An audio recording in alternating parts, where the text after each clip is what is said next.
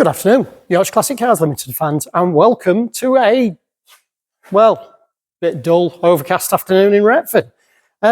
Today, I'm going to talk to you a little bit. I'm going to do another one of my infamous or famous or infamous, whatever they are, buyer's guides. And today, I thought I might just do you one on a car I know a lot about, the Mk1 Capri.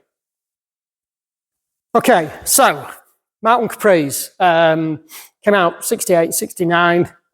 Following, they weren't the first Capri Ford ever built. The first Capri was a console Capri. Give them a quick Google if you're not sure what that looks like. They were, in my opinion, not the prettiest car in the world, but they do have followers. I know my dad loved them. I was never a big fan. In about 68, 69, I'd have to check the dates exactly, Ford brought out what you see behind me. Not quite looking like that, but that was the first shape of Mk1 Capri, okay? Of the Ford Capri that people really, really do know. Now, obviously, I'm using my example as an example, which probably isn't the best example of a standard car. I have added flared wheel arches, and I have added honking great big wheels and side exhausts, which weren't standard. Now, the Mk1 Capri, the rumour has it that it followed on from the Mustang and they made a European Mustang for the UK and Europe. I don't know if that's true. It is, I think the success of the Mustang maybe influenced the design of the Capri. However, and I'm going to stick my neck out here, and you may agree, you may not agree, and feel free to comment, I think that the Capri is a better looking car than a Mustang. I think that car stood there, and I am biased because it's mine and I've had one since passed my test nearly. I think that is a much prettier car than any Mustang that was ever made, right from the early ones to the late ones. But again, that's my opinion. It isn't fact, and I'm certainly not saying it's the law. It's just how it is. So, Mk1 Capris. This is what we call a pre-facelift. My car is a pre-facelift car. So the pre-facelift car is identifiable by the rear lamps primarily. Now you will notice those rear lamps are, mine is a 72, I think.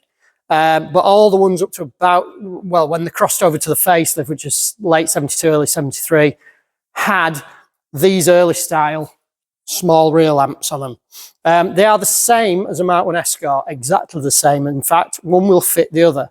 Other than that, the hockey sticks, these trims here, the aluminium trims, all that, they're all the same, and so is the rear bumper. Same thing, the only differences were the RS versions, and quite honestly, despite what everybody tells you, there weren't many of those built. So you probably don't need to worry about that unless you've got a huge honking amount of money burning away in your pocket. The next difference between a facelift and a pre-facelift are the mock air vents here. Okay, those are pre-facelift, sorry, those are great big honking ones. If you see a facelift car, it will just have a small plastic one about sort of 3 inches, sort of 75 mil long, right at the very back here of these two swages. These swages are the same, these pressings, however, the trims themselves and the mountings are different. This has a plastic clip at each end that clips to the bodywork, and then this clips to that. The facelift ones have like a pressing affair with pins on them.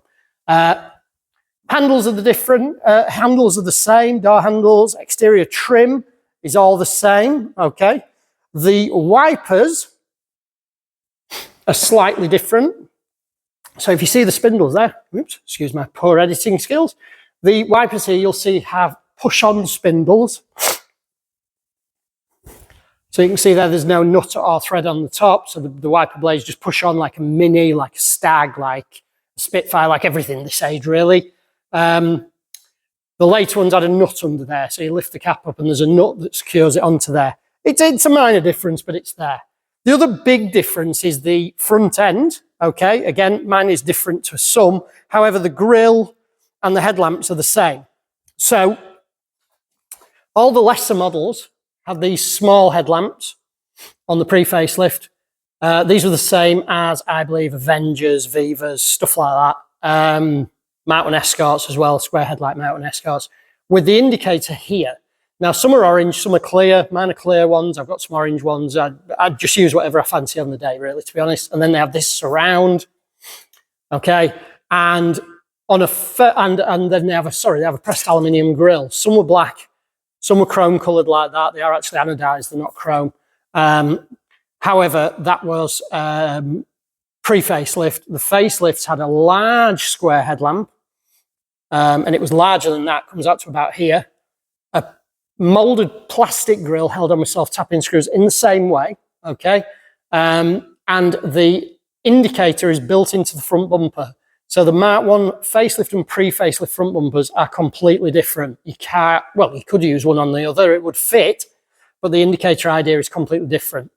The other difference with that is because this is a narrow arrangement, the bonnet line here, so that's that pressing there in the bonnet, on a pre-facelift is narrower here. On a facelift, it's wider. It comes out to about here. Now, I have a facelift bonnet over there, but I can't compare the two together, so it's difficult to show you, but it is actually wider there. The facelift bonnet is the same as any car with the twin round headlamps, but they were a different deal altogether. The inner wings, now I won't show you on my car because obviously my car doesn't have any inner wings because it's a tube frame car now. The inner wings are different on a pre-facelift to a facelift.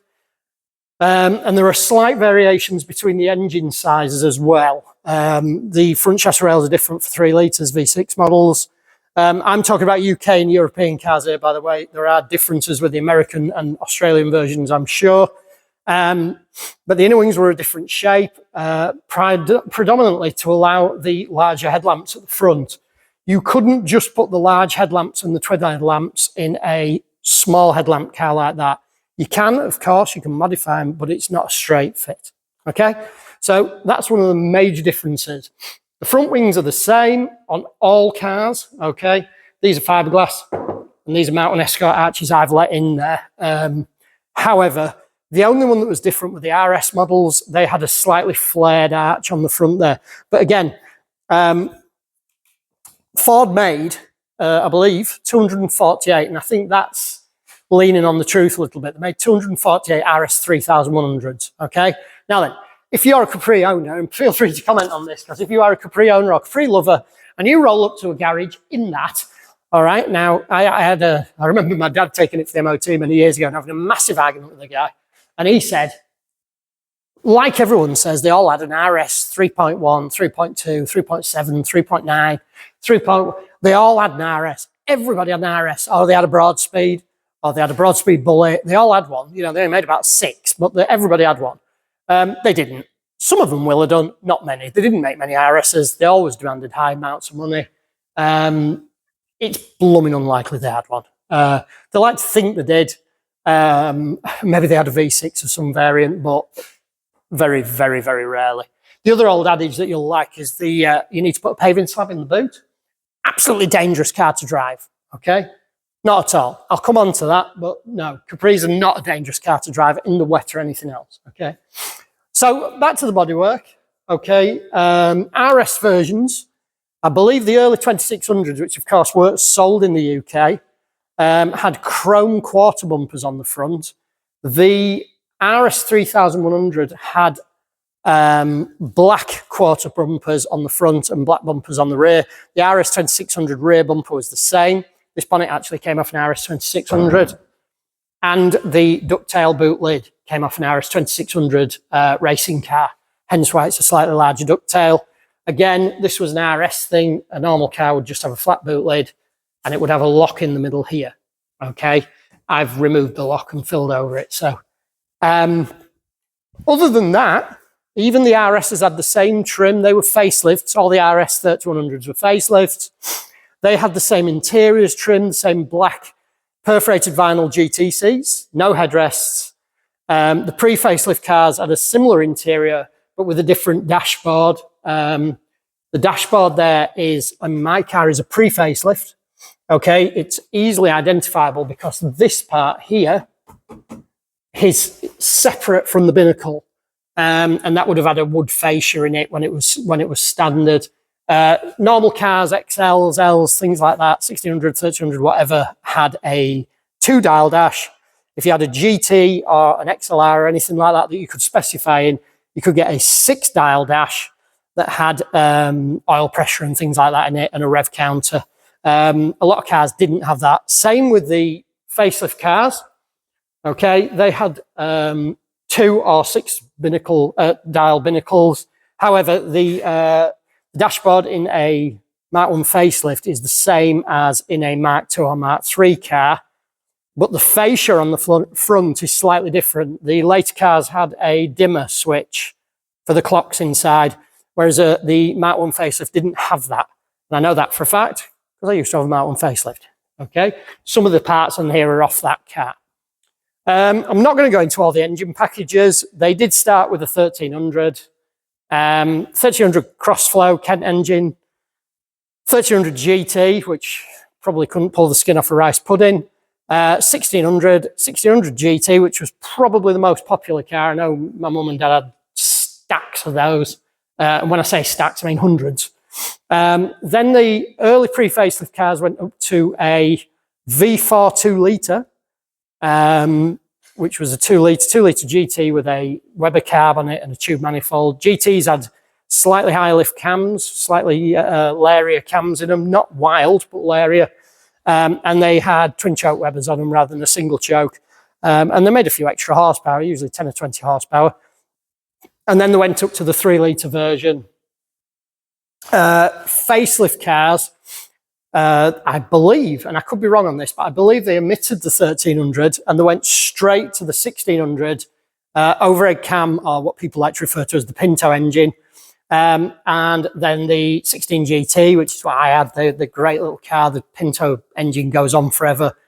2-litre Pinto, 2-litre GT Pinto, and then back up to the 3-litre, which was the Essex engine. Late cars had the 2.8s in. They were a Cologne engine, a different engine. Essex engines have the distributor at the front and an external water pump. Cologne engines have the distributor at the back.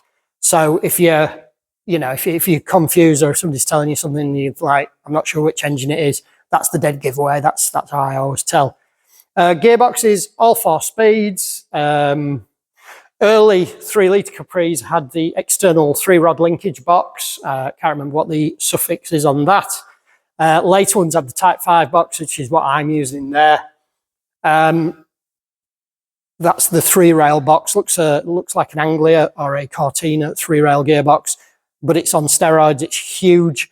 It's made out of cast iron. It takes 18 strong people to lift it, but you're not breaking that bad, lad. If you've got one in good condition, you can do what you like with it just about. They are bulletproof. I took a 5-speed box out of my Escort and put one of those in because they're silky. They're clicky, they're smooth, the ratios are good, and they are almost, you can break anything if you've tried enough, they're almost indestructible. Okay, so that kind of covers the specs and the differences between a pre-facelift and a facelift Mk1 Capri.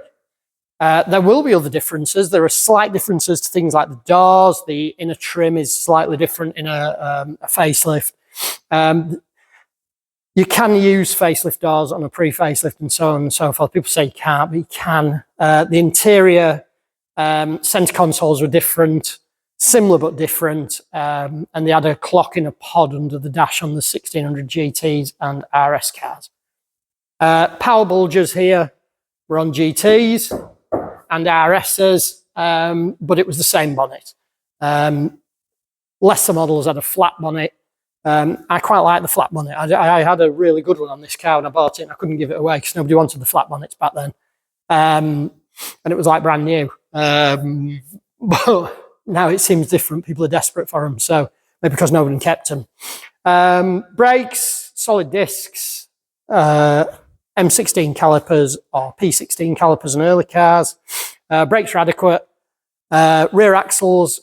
Early cars had an English axle on, so a removable differential from the front. Later cars had the Atlas axle and 3 litres, and I think the V4s had the Atlas axle with various different ratios. I know the 16 GT had a 375:1. The 3 litres started off at 3.22:1 and then ended up at 309:1. 309 is a very high geared rear axle. And depending on what tyre size you're using, your theoretical top speed is about 135 mile an hour. But it takes a long time to get there. Although V6s are reasonably powerful, There's still not a massively powerful engine. Okay, so before I go on to where to look for rust and rot and values and things like that, a few of the stories. Now, if anybody's watching this, they've probably either want a Capri, or they've had a Capri, or they like Capris, or they hate Capris, one or the other. But you'll have heard these stories, right? And the old classic was, I had an Irish 3100, which I've already mentioned. Everybody had an Irish 3100. Everybody had a Swaymar. Everybody had a Bullet, but they really didn't. They were so rare. Some people obviously had them, but there wasn't many of them. Nearly everybody had a 1600 GT. Everybody fancied a 3 litre because they were 150 horsepower, and they do go really well for 150 horsepower. Although the S6 engine is very heavy, it's quite a torquey little unit, and they go well. I've never owned one. I started with a 16 GT, and my mate said, don't bother putting a 3 litre in, just put a Rover V8 in, because that's where you're going to end up anyway. So I did. Rover V8 and a Capri, absolutely beautiful conversion, but we'll talk about that at the end. The other adage, and I have to mention this, there are a million stories to do with Capris. Things like you can get into them with any key, literally any key. So the same with Escorts and stuff. But the old adage was, you need a bag of sand or a paving slab in the boot. Otherwise, it's a dangerous car. You couldn't drive it in rain. I used to have one of them, couldn't drive it in rain. As soon as you come off a roundabout, whoa, you're all over the place. Now, I'm going to stand here and say this, and somebody will lean in and say I'm wrong, no doubt. But this is from my experience, so I'm not suggesting it's fact. I'm not suggesting that anybody tries it or anything like that. I put a 3.5 litre Rover in my Capri. I ended up with a 3.9 Rover. It was quite tuned. It was very lightened. You can see this car, if I show you it closely, is absolutely Swiss cheese with holes. I lightened it a lot. Fiberglass bonnet, wings, boot lid, front valance, blah, blah, blah, blah. And it had 75 horsepower and nitrous oxide on it as well. It made somewhere around 325 at the wheels with the nitrous on. It made about 200 at the wheels, 230, 240, I was told, just on the motor. Manual car. Now, I never got this car sideways, even on 265 wide, cheapest tyres in the world, without me wanting to do it. If I came off a roundabout and gunned it and gave it a bit of the old Scandinavian flick, it went sideways, yes. You could control it like a dream, and if you wanted it to come back into line, you took your foot off the pedal and it just snapped back into line every time. People will tell you these cars are dangerous. They will tell you that they don't handle, they are awful in the rain. They are not awful in the rain. They are not dangerous, not at all. The brakes are bordering on weak, to say the least. There are a lot of upgrades for brakes. I've tried many of them. I ended up with a Capri Sport 260 kit, which uses an RS turbo caliper and disc conversion. And with the lightness that I've put into the car as well, that was a revelation. It turned brakes that were bordering on dangerous with 300 horsepower to brakes that were fabulous. You know, I can lean on them as hard as I like. Good quality tyres help. Good, you know, modern tyres are much better than what we used to use back in the 80s, 90s, and certainly in the 70s. But you're not getting this sideways unless you want it to. If you drive like a lunatic, you'll get anything sideways. You know, I've sort of spun into fields in many, many cars over the years that handle really well because I was driving like an idiot. If you want to drive like an idiot, which a lot of people did in Capris, they were throwaway cars, they were dirt cheap, then yes, you're going to get it sideways, and yes, you're probably going to crash it. I would do something with the brakes if you bought one, even if you're wanting a standard restored car, but if you want to drive it, I'd do something with the front brakes. The rear brakes are fine. Other than that, everything is fine. If all the bushings are good. I ended up upgrading to 2.8 injection Capri running gear, struts, springs, and anti-roll bars. And it was one of the nicest handling cars I've ever driven, with good quality. I put BF Goodrich Comp TA 205 6013 tyres on Capri laser wheels, and it drove really nice. I mean, yes, it would spin the tyres forever, but it did drive really nice. And that was back in my late teens, early 20s, when I really was bordering on extremely dangerous behind the wheel of a car. But I never really, I did have a big crash in a Capri, but I never really got it silly out of hand in a Capri. It always, you know, it always behaved itself very nicely, in my opinion. People will tell you different, and that they're welcome to do so. They don't make a very good stock car or banger. I remember my dad saying they tried to bang a race, some of them, and they lasted about 3 laps because they weren't very strong. I also know that they didn't make very good rally cars and stuff, and I think it was, can't remember who it was now. I've forgotten his name, but the guy who used to circuit race, and I don't mean Jackie Stewart, was the other guy at the time, and he said it was the worst handling car he'd ever driven in his entire life. But then if you look underneath an RS 3100, that isn't one of these underneath. You know, it's multi-link suspension, it's coilovers, there's a lot of stuff done to it that's incredibly different. So you're going to hear that tale a lot. If you buy one, if you like one, if you're sat in a pub, or if you're having a pint next to one, or if you just turn up at a garage, everybody's going to tell you that story. And take it from me, be polite and go, oh, yeah, oh gosh, yeah, I know what you mean. And then drive away going, oh, my dear Lord. 'Cause it ain't true. So, next part, okay. What to look for if you're buying a Capri. Now, Capris have gone rocketing up in value. Basically because there's a Ford badge on the front. I know when Escorts and stuff were getting expensive, nobody wanted Capris even then because they had a bad reputation and they weren't particularly popular. But you've got to admit, it's still a beautiful car today. So, if you're looking for a standard car with whatever price tag that's in your range, always buy the best car you can. However, don't spend silly money thinking you've got something perfect and then find out that it's chock full of filler and shonky welding and stuff like that. Because although it's never economically viable to buy a rough car and have it done up for you, sometimes at least then you know what you're getting. So if you're buying something you want to keep, my car's never been built for value. I've never built it because I think, wow, this will be worth a fortune. I've built it how I wanted it for me. That's it, the end. I don't care what it's worth. I don't care what it would be worth standard. It's my car. I love it, and that's the end of it. So, things to look for if you're buying a Capri. First thing, starting at the front, the leading edge of the bonnet here. Okay, this rusts quite profusely and is usually solid filler. If you put your fingers up the back and it feels full of filler, or if it feels full of lace curtains, be aware that it's rotten right the way across. Now, I've repaired bonnets right the way across here. I don't know if Express Steel make new ones, but I do know that panels are very much available now for Capris, okay? So it's not the end of the world, but again, think about it when you're buying, when you're paying, okay? But this part here will rot away. Not up here, just down here, okay? This part across the front, always put your fingers up the back. Front valance, very easy to replace. At the bottom of the front valance, where the anti-roll bar mounts, under the radiator, which gives you all the signs you need to know, there is a cross member. Check that cross member thoroughly. Oil, dirt, muck, filth, mud, everything gets trapped behind that cross member. And they rust for something to do, really. So check that cross member if you can. It's under the radiator, above the back of the valance. Check the bottom edge of the valance, make sure it's not all feathered off. This one's fiberglass, so I know it isn't rusty. Funny tale there, I once took it to the MOT where I used to live in the village, and the guy failed it on a rusty front valance. And I said, that's difficult because it's made out of fiberglass. And he went, well, it's rusty. I said, it can't be rusty, it's fiberglass. We had a very, very long argument about it. And I told him he really needed maybe to read the MOT guide a little better. Next thing to look at, and these are expensive, wings. They rust here. Okay, the leading edge of the wing here, it collects mud and dirt because these don't have arch liners like modern cars do. And this section here will tend to be rotten, or have been rotten at some time in its life.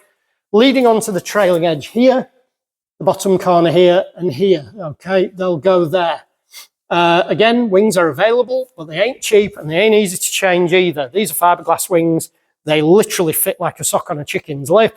I have refitted those wings several times. You can see the massive gaps and things. That's not me trying to make them fit like a Ford. Oh yeah, before I go any further with panels, if you come to a car that has perfect panel alignment, perfect door gaps, perfect boot and bonnet gaps, it's had a lot of work done. They didn't leave the factory like that. If the gaps are dubious and the door alignment and wing alignment is a little bit shonky and somebody says it's never been welded, then it probably hasn't. Okay, that's how they left the Ford factory. It's not it's not somebody lying to you. That's how they were. If it's all perfect, then somebody's worked on it since. I'm not saying that's a bad thing. All I'm saying is just be aware of that. Next place to rust. All Capris do this, and it's a pain to fix across here. Okay, the scuttle top here is prone to rot in a big way. Again, moisture and muck gets up there. It's very rarely painted in there. That goes up into this pillar here. These were rotten. I've replaced them twice while I've owned the car, and I've owned the car about 20 years. So they do rot. I've fabricated these sections, but it's not easy, okay? It will also go into the windscreen area here, but scuttle tops, absolute pain, okay? Leading on from the scuttle tops, you want to check here, okay? They will rot in that corner there of the roof. No idea why, but they do. Here and here, okay? You can probably see there's still some rust little blebs in there that you can see if you zoom in on my car. Now, my car isn't standard inside. Obviously, check the sills, check areas like that. You know, the inner sills, they're always going to need work generally. Now, I've lined my inner sills because I've tied this tube frame in. The next place to check is here. Okay, the door pillar and the section in front of it that goes in under the wing. That's quite a common rot area. I've had to repair these, and I have repaired them. They're not perfect, but the car isn't perfect, so I'm not too worried about it. Panels are available, but it's a wing off, door off, big job. It's not a 10-minute job. It's not one of those things you're going to do one weekend and go to work in car on a Monday. Huge job, but very possible, but not cheap. I think the panels are about 450 quid, something like that, but they do make a nice job. Okay, so that's the next area. Following on, fiberglass doors, shut like that, look at that, boom. Back of the sills, wheel arches. Now, obviously, my wheel arches have been sectioned and fiberglassed. They are Mk1 Escort front arches, same as on the front. Check the arches. Obviously, they should have the swage lining. If they've had horrible over arches fitted, they won't be straight and lined up. It should all be ripple-free in there. If you're going to put arch repairs in, do them properly. You know, cut the section out, let the new arch repair in. Remove the rust. Don't go chopping out half the arch, because the arch repair sections are never a good fit, okay? Use what you need to use and make the fit as good as you possibly can. In the back there, up under here, obviously, again, my car doesn't have it anymore, are the front leaf spring hangers. Again, very prone to rot. Not a difficult area to repair, but again, you're not going to do it in a weekend.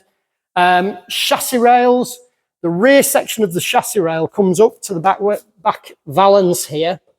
Now here somewhere, there would normally be a bumper mount, and the chassis rail comes up to there. That's the most prone section to rot, as is the rear valance, of course, and these bottom corners here. These rot quite profusely. In here, you'll feel that in the boot. So the boot area here, okay, it goes off down like that, and there's a pressed steel section on the inside. Those rot quite profusely too. And that area is obviously open, moisture gets in there, and it sits in the bottom of the wing and rots the wing out, okay? Boot floors, usually not bad, but check the spare wheel well. Obviously, I don't have one anymore, but check in the spare wheel well and make sure that is still good. Doors. Doors rot quite profusely. These are fiberglass doors, obviously. However, they are close to the originals, and this frame here will rot. This is a separate frame on a Mk1 Capri or a facelift or pre-facelift. The tape is just for the black line to go on. The steel door is enclosed here, but there'll be a hole where this bolts to it. Now, these rust out in the bottoms, not difficult to repair, but you do need to be able to weld. The locks are thus. The bottom of the door, you want to be checking here underneath, and the bottom of the skin, and you want to check here as well, okay? This section here rusts quite badly on a Mk1 Capri door, and it's very, very difficult to repair. It's not the world's most difficult thing, and I'd do it quite easily now, but I remember when I was young and I first bought a Capri, then parts weren't as easy to get as they are today, and my welding skills weren't quite what they are today, so I found it difficult to repair. But yeah, so that's pretty much of your rot areas. It's pretty much the same as any car from the 70s, early or late 70s, 80s. They're not a rot box by any means, but if you're paying for a car, you need to appreciate what you're looking at and make sure it is what it's advertised as such quite often. Capris from the year dot have been modified quite heavily. Back in the day, they used to jack the back suspension up with longer spring hangers and put Wolfies on and, you know, paint the prop shaft like a barber's pole and put a fog light on the back axle and all that sort of stuff. I always thought that was cool as Christmas. Hopefully I'll put my old facelift Capri on that had wolf racers on and flared arches and jacked the back end up and all sorts of stuff. It had a V8 in. Engine-wise, the engines probably don't really need modifying, but there's loads of stuff you can do. I mean, they've been around for years. The Anglia that I'm working on in other videos is getting a crossflow engine. These came with a crossflow, and that one's tuned to 180 horsepower, which is a lot of power, you know. Overhead cam engines, if you've got a 1600, you can put a 2 litre in there. It'll look exactly the same anyway, so nobody would even know if you didn't tell them. I wouldn't jump straight to side draft carbs and things unless you really, really want a pain in the backside and terrible fuel economy, because I don't think the power is going to be that much better. Put a 38D gas on off a 3 litre V6. That'll give you a good 10, 15 horsepower increase, stuff like that, engine-wise. Gearboxes, everybody jumps to a Type 9.5 speed. This is just my opinion for what it's worth. The worst gearbox I've ever driven. Absolutely awful, horrible ratios, a gear lever that feels like you're picking a corner and hoping for a gear.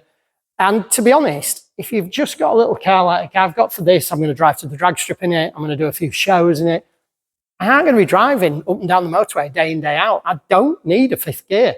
This car will pull 120 something mile an hour in 4th, flat out, with a 331 diff. It doesn't need a 5th speed. I don't need relaxed cruising speeds on the motorway, because I didn't buy it for relaxed motorway cruising. I do that in my Audi. I don't do it in my sports car, you know. But, you know, it's horses for courses. You do what you want to do for you, so that's your choice. But that seems to be the go-to. I wouldn't put a Type 9 in. It's not a straight fit. People tell you it is, but it isn't. I just wouldn't waste my time. Quite honestly, I'd stick to the 4-speed boxes. They're usually stronger, the nicer shifts, the better ratios, and they're lovely. And we all drove around on 4-speed boxes back in the day, and we all managed perfectly well. Bodywork, well, the old 70s cars keep rearing up now and again. There was a red 3 litre V6 going around for a while back that had all been chopped and sliced, and I kind of think they're cool, and I think they should make a comeback, or be saved at least. But then again, the people who bought it are restoring its standard, and again, that's their choice. But you do what you want to do. I've put these big arches on it. I like them. I love this swage line. Didn't really want to cut into it at the back there, but you kind of got to do it if you're going to put big wheels on. There's a lot of street rod dragster cars out there, if you want to describe them as such, you know, street cars that have had narrowed rear axles put on and tube frames like mine and, you know, big meats on the back. That's not what I wanted to do. I wanted to go with this more pro touring sort of look, more like a pro racing car back in the day, and I like it, okay? Wheels are one of those things that, because you like it, doesn't mean anybody else will, and it doesn't matter as long as you like it. That's all that matters. I had Raceways drag lights on this. I loved those for years and years and years. I've gone with these. These are actually a JDM JR Racing wheel. They're a Japanese wheel, and I love them. I'm really pleased with that, and they weren't particularly expensive, but the rears don't fit a Ford stud, so there had to be some degree of pokery there. The fronts did, and so on and so forth. Wheels and tyres make a car, as does your stance and your ride height. 2.8 injection suspension, but I'm told these days you're better to use a 2 litre leg and go with an adjustable, like a gas suspension insert, something like that. Not just gas, but that sort of thing. And they make for a better suspension rig up. I know 2.8 anti-roll bars can be quite hard, quite hard on the front. And you've got to be careful a little bit with body roll, because if you can induce slide if you don't get a little bit of body roll and stuff. But again, that depends on how you drive and what you want from the car. If you're going to do track days, then you might want it more rigid. You might want to 4-link the back end. Brakes, mediocre at best. Vented discs, in my experience, don't do anything. 2.8 injection brakes, just the same as the 1600 ones, marginally better maybe. To a blind man on a galloping horse, I never noticed any difference. 4-pot calipers, no difference. Drilled, grooved, and vented discs I've had on mine. Again, pointless, just make annoying noises and weird smells. As I say, I went for a bigger disc conversion that meant I could still balance the fronts with the rears. So I've kept the drums on the rear. These are scimitar drums because it's a scimitar axle, but they're the same size as a Ford drum. And I've put the Capri Sport kit on the front. That was a very, very budget-minded kit, which is why I tried it originally. I've used the bigger kit on my Escort. It came with the Escort and it was too big. The front end overbraked and it was undrivable. These are really balanced. They're really nice. They work really, really well in my, for what it's worth, humble experience. Master cylinders, I tried all sorts. I think a Mark 3 Capri master cylinder is a good upgrade from Mark 1 because then you've got dual line brakes. Mark 1's only had single line brakes. So if you lose a brake pipe, you've lost your brakes. You may get one pump and that's it. At least if you've a tandem or a 3 or 4-way master cylinder, you still have some brakes somewhere. I know that's a worst case scenario, and I know that modern cars aren't used a lot, plastics aren't used a lot these days, but that's just my 2 pence for what it's worth. Headlamps, I've upgraded these. They were a sealed beam. These are now a quartz halogen bulb. I bought those brand new off eBay. Parts are out there, you know. The car came with one originally when I bought it, and I sold it because I couldn't find another. Now eBay's full of them. So parts are quite expensive. So if you want to put a GT interior in your non-GT car, it's going to be expensive. But aesthetics wise, it's kind of the world's your lobster. You do what you want to do. Handling and suspension wise, again, and same with engines. If you're going to do an engine swap on one of these, my hearty recommendation would be a Rover V8. They're not available in cheap like they were. I've used a Ford gearbox behind a Rover V8, and I have to say, when I did it originally, I was, gosh, 19, I think. And I bought a kit from a company called Magnum Engineering that I think are long gone now, and it was very expensive at the time. It was £700. And it married the 4-speed 3-litre gearbox to the Rover V8, came with engine mounts, some blah, blah, blah. And I always remember my dad saying, you're nuts. Why would you do that? You're ruining your car. It's going to be terrible on fuel. Rover V8s are an awful engine. And you know what? I put it in, and after a few years, he said, you know what? I was against this, but it's made a really nice car. It gives the car the performance it should have had out of the box, probably. Now, I started with a standard Rover V8 with just a very mild cam in it. It made pretty much standard power because the engine was pretty much worn out. And you could set off with a 375 back axle on it and spin the wheels from 3rd gear from a standing start. And it kept up with the traffic beautifully. The 3.9, I ended up porting the heads, Typhoon cam, roads lifters, lots of other jiggery pokery in there. And yeah, that was really nice. Compared to modern cars, Audis like mine, S4s, RS4, stuff like that, you're not even going to get close. They go better, and that's the end of it, I'm afraid. Back in the day, that was a fast car. It was the fastest car in the valley. Nowadays, not so much. The Skyline ain't the fastest car in the valley these days, you know. But it does make it a nice drivable car. It's nice for the drag strip. I would imagine it'd be nice on track day. I never did one. I went to Belgium. I did Classic Ford's tour of Belgium. Drove all the way to Belgium in it, in my facelift with the V8 in, and all the way back. Was it heavy on fuel? Yes. Did I care? No. Ran on unleaded, so who cared really? It did the business. I've left black lines all over Belgium. But yeah, so, you know, it's a bit horses for courses, bigger exhausts, usually make a little bit more noise. Other than that, you've got to kind of do what you want to do. I'd start with brakes. I'd then probably go through suspension and then, you know, maybe exhaust and things if you're not wanting to wildly change the car because of its value. So, Mark 1 Capris. Worth buying? Yes. For enjoyment value, absolutely. Any engine, just enjoy it. Everybody will talk to you. Everybody's had one, just about. My age, I'm early 50s and older, will have had one of these at some time in life. I had a mate who had one.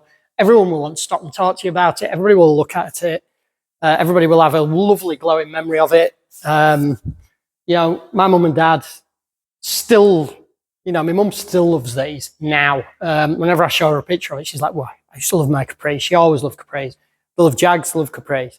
But my mum always had a thing for a Capri, and she still does at, you know, her age. Not going to tell you what it is. She wouldn't thank me for that. So, as a car to enjoy, yes, absolutely. Are they worth the money people are demanding for them? That comes down to you. If you think 10 grand, 12 grand, 15 grand is a good price for one, that's your call, not mine. I don't think they're exorbitantly expensive. I think Mark 1 and 2 Escorts have gone silly. The prices, of course, coming down as of today or at the moment. The market's on the decline a little at the moment, from the day I published the video, whatever that was. So, you know, I think these are probably a better car than an Escort. Very similar in many ways, suspension and stuff, but I think, you know, bang for buck, I would get one of these over an Escort. I've never been a big fan of Mark II Escorts particularly, so, you know, I always like these. The drive nice, quite big. You can get a family in it easily, not mine anymore, obviously, but you can get 2 kids in the back. You would probably want to retrofit some seat belts, obviously, but they will fit. I mean, obviously my family had these as family cars. We went all over the country in them and you know, never missed a beat. Excuse me, just had some Coca-Cola. Excuse me again. They do automatic versions as well if you know, if you don't want to be changing gear or if you can't use your left leg or whatever. But yeah, value-wise, I think the RS version, stuff like that, you know, it turns into a bit of a, you know what, waggling contest really on that sort of thing quite often. I wouldn't buy one to invest in it, probably, even if I could afford it. If somebody rolled in tomorrow and said, I've got this old RS somewhat or other, are you interested in it for $5 grand, I'd buy it. Do you know what I mean? But other than that, I wouldn't pay the extra for one because I don't think the enjoyment factor of it, unless you just enjoy people going, wow, then that's your call. But me, I just like the car. I like to own it. I like to drive it. I won't ever sell it. This car will not go up for sale unless somebody makes me a disgusting offer, which they never will. So this is just my toy and I love it. I've had one of these since I was 18, the green one that I'm hopefully going to put on the thumbnail, and I have always owned one. I reshelled it into this car, and then this is being restored again. Obviously, it got tube framing in it many years ago, officially, and I won't sell it. I love it that much. So for enjoyment value alone, just enjoying driving it, yes. Just for laughs, yes. For people coming up and reminiscing and telling you need a paving slab in the boot and they had an RS3100, yes, it's funny. You'd enjoy it. But it is a lovely little car and it will turn heads. When I turn up at the drag strip in this, there'll be a million photos all over the internet the day after. It will catch people's eyes. It will catch their attention. It will make them remember cars they've had in the past. So do I think they're worth buying? Yes. I checked eBay. Recently, there was a 16 GT on there for about 10. It's a lot of money now when that was a £250 car a few years ago. But of course, everything's more money now. Is it worth that? Yeah, I think it probably is, to be fair. I mean, I haven't seen the car up close. It could be rusty. But 10 for a 16 GT, yeah, I think so. I'd be happy to pay that if I could afford it. Just as a car to use over the summer. I think you could enjoy one of these. If you didn't like it, you'd sell it easily. If you did like it, you'd probably never lose any money on it anyway. But I do really like them. I will add a postscript at the end for Mark IIs and 3s. There's no such thing as a Mark III, I'm told. So yeah, Mark IIs and allegedly Mark IIIs are facelift Mark IIIs. I always call them Mark III. I don't really care one way or the other, if I'm really honest. Slightly larger car, slightly wider axles. All had Atlas axles on. Engines, overhead cams, 1600 2 litres. A lot of similarities to a Mark I facelift car. So the chassis rails are the same. Parts of the boot floor are the same, believe it or not. Parts of the bulkhead inner wings are the same. The sills are the same. Obviously, the wheel arches, the front wings, the bonnets, that sort of stuff is all different. I'm told the scuttles are the same. If you ever look at a Mark III, I think they're deeper here, so I don't believe that. I was told you could fit a Mark III windscreen into a Mark I, and I spoke to the chap about the windscreen off, and he said, not in this lifetime, you're not. So who knows? Maybe people know more about it than I do. Things like windscreens, by the way, I sold some bits the other day. I had some old doors off this car that I sold to a guy. And he said, oh, you haven't got a windscreen, have you, anywhere? And I said, well, I'd just buy a new one. They're only like, you can buy new glass for just about everything. Windscreen for this, I think, was 160 quid, brand new. So don't worry about things like that. Rear windows, yeah, they're a little bit more difficult to get hold of, but the front screen's very easy. 2s and 3s, yeah. So 2s and 3s I'm not going to go into. They share a lot with the Facelift Mark 1 engines, dashboards, seats and trims were different, and stuff like that. So that's kind of a whole different subject. So I'm not going to get into that.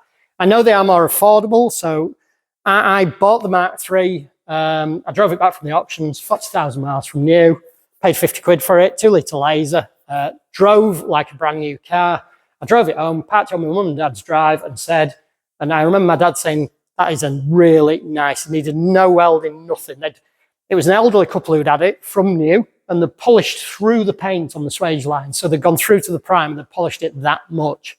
I kid you not. And the other side, they tried to spray it because they'd done the same thing, and they had like lace curtain aerosol sort of drips down it. But it was the burgundy laser. It still had the original spare tyre on it and everything. It had the digital two-knob stereo, which I thought was cute as anything. I drove it home. I parked it on mum and dad's driveway, and I said, I don't want it. I'm going to sell it. And my dad said, you're nuts. That's a really lovely car. I bought it to reshell the Rover V8 into. And I said, I don't care. It's not a Mark 1. I only like Mark 1s. Mark 2s and 3s are great cars. I love them to bits. I've done miles in them. But to own, I just want a Mark 1. I want a boot. I don't want a tailgate. Don't know why. Can't tell you why. It's just me and I'm weird. But I get that. Okay, so hope that's helped you a little bit. If there's anything you're looking for, if you have any specific questions, feel free to comment below. If you haven't subscribed, do it now. Keep saying that. People don't do it. If you want to subscribe, please do. I tend to do a buyer's guide when I've got something worth doing a buyer's guide on, or that I know about. So like Ford Anglias, I don't know huge amounts about Ford Anglias, so I can't help you with those. Capris, I've forgotten more than most people will ever know. And that's not me being arrogant, that's just being honest. I've had them years and years and years. My mum and dad had them years and years and years. So I've been brought up from as young as I can remember to now with Mk1 Capris around me. So that's why I know about them. So I'll cut the waffle. Hope you enjoyed the video. If there's anything I haven't covered, let me know and I'll add it in another video. Cheers. Night night.